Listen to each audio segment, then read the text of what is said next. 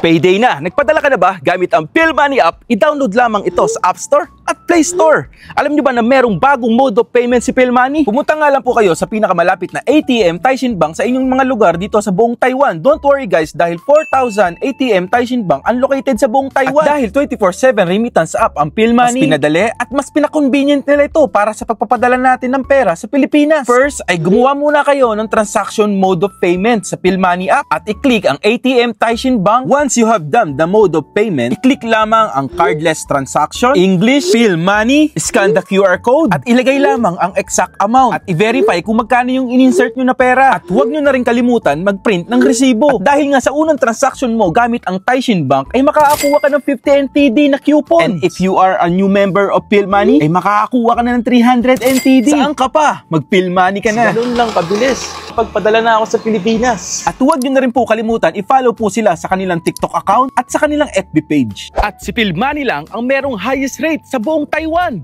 Kaya ano pang inaantay mo? Gumamit ka na ng PhilMoney app. PhilMoney, #1.